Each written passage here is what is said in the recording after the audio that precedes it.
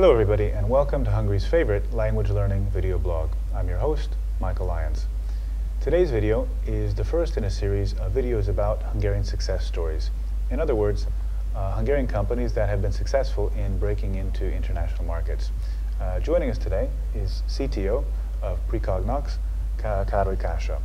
He'll be telling us a little bit about Precognox, their success in international markets, and if we're lucky, he may even offer a little advice to Hungarian startups about their chances in foreign markets and what to keep in mind when they're targeting international markets. So welcome, Károly, and thank you for joining us today. First of all, can you tell us a little bit about Precognox, the company's activity in a nutshell? Yeah. We are a small IT company with 2 locations, Budapest and Kaposvár, so we are present on the countryside as well. We have a classical software development department too, but our specialty is the so-called natural language processing challenges, which means working with human textual data on a computer, which is not a straightforward thing. I can imagine as human logic tends to be a bit different than computer logic, so that's not surprising at all. Can you give us a couple of examples of what this means? Because natural language processing, I think that's something that most people don't really understand or know what it means. Can you give us a couple of examples? Of course. An example from recent months, we are especially proud of this project because we worked for the Central European University with the public procurement bulletin documents. And we are proud of it because we have to make it more transparent for people to know about these important facts where the government money is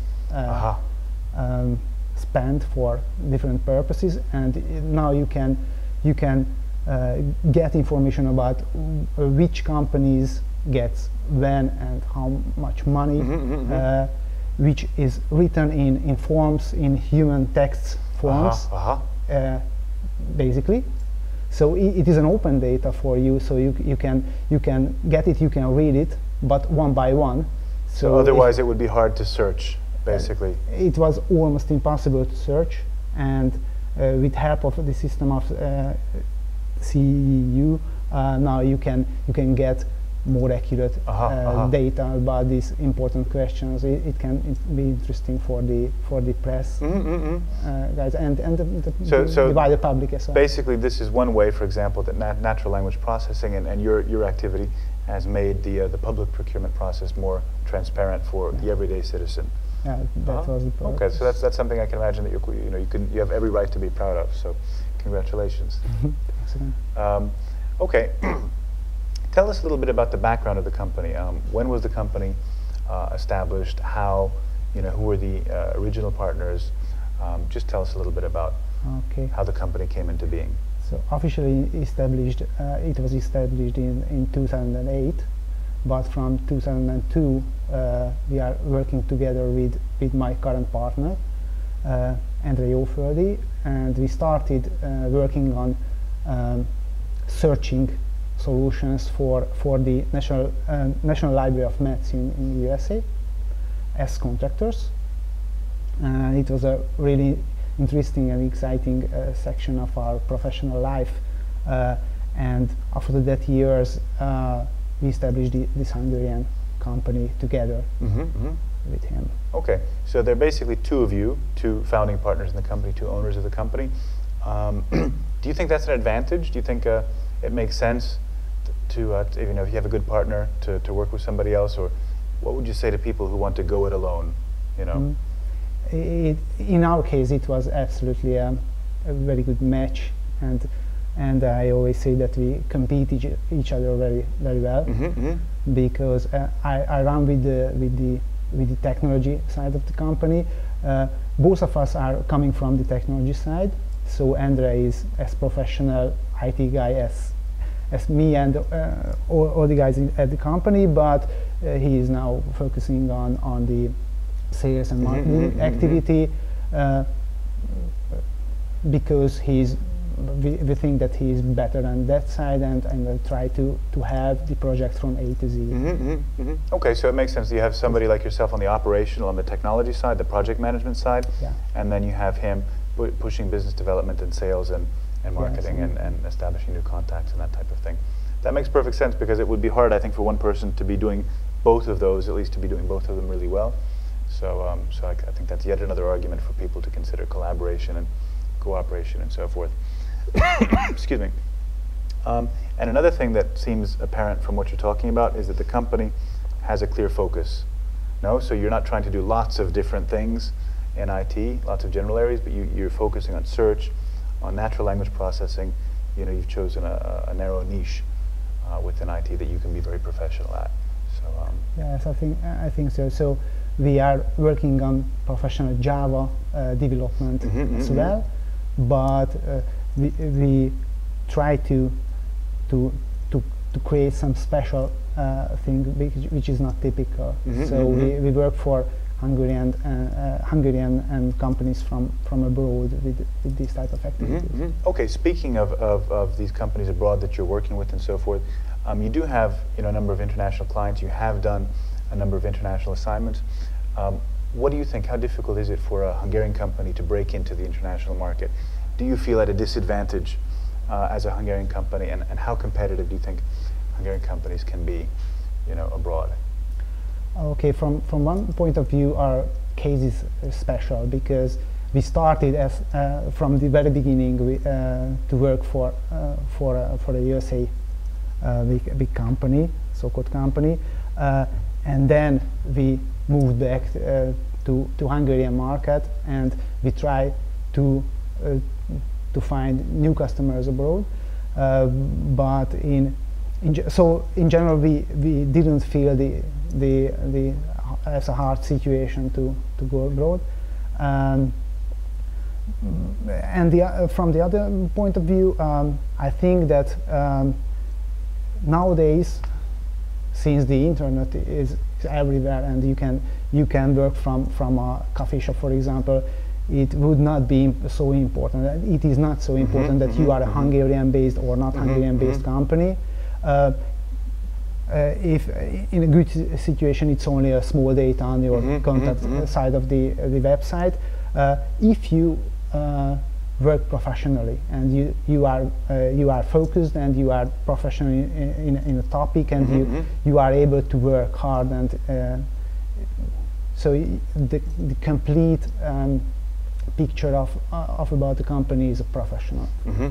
Okay, so the important thing is how professional you're working, and particularly, I guess, because a lot of these Hungarian success stories seem to be IT companies. I think in IT it probably matters less than in other fields where you are, where you're sitting at your computer when you're actually doing the work. So so that can be maybe a good opportunity for Hungarian companies to sort of break out in the IT sector. Yes, we always say that our sector, this IT sector, is the best because you can do this job anywhere, and lots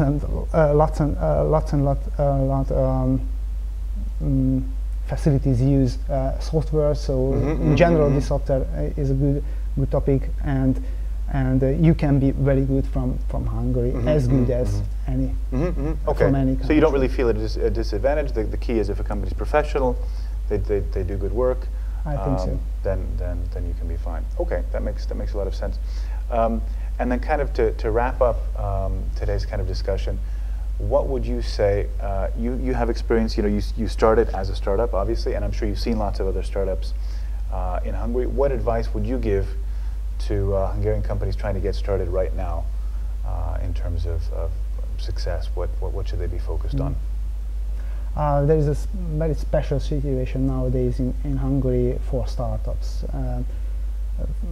It is a buzzword a bit, and there are lots of startups, and there are lots of talented guys who start to be an entrepreneur and establish a company, which is a great thing, I think so. But there are a lot of opportunities to get money from the very beginning to work on something, and as I can see, sometimes it is a problem that they try to focus on, to try to do something that way that is good for or fits for the getting money from the very beginning, and not focusing on the professional side on solving a real problem. Solving a problem. That's not the fault of them. It's the fault of the system, where there are in sentences there are supportive environment for small companies, but in the everyday practice there are a lot of documentation and things to do. So my advice would be, first, try to focus on a specific problem, to be very enthusiastic about it, to work a lot on that, like our childhood or in the university, when you worked on interesting things all day and all night, and then after you feel some success and you have some users and so on, and you try to solve that with very cheap environment, then you should think about how to make money with that, and to sit down to talk it through your idea with entrepreneurs or angel capitalists. It's interesting because no matter how many success stories you hear, it's the same things come up again and again. You know, working hard, being passionate about what you're doing, being focused on a particular area, and being prepared to collaborate and cooperate with other people. That comes up again and again and again and again. So it's kind of interesting that you mentioned that as well. So okay, so I think that's a lot of very good advice for any company trying to get started right now. And I think if they take just half of that advice, they're probably going to be on the right track to success. So thank you so much for joining us, Karol. It's been a real experience, and that's it for today's video. I hope you enjoyed it and found it useful. Remember to like us on Facebook, spread the word to your friends, and feel free to post your comments underneath the video. It's been a pleasure as always. Thank you again for joining us, and see you next time. Cheers.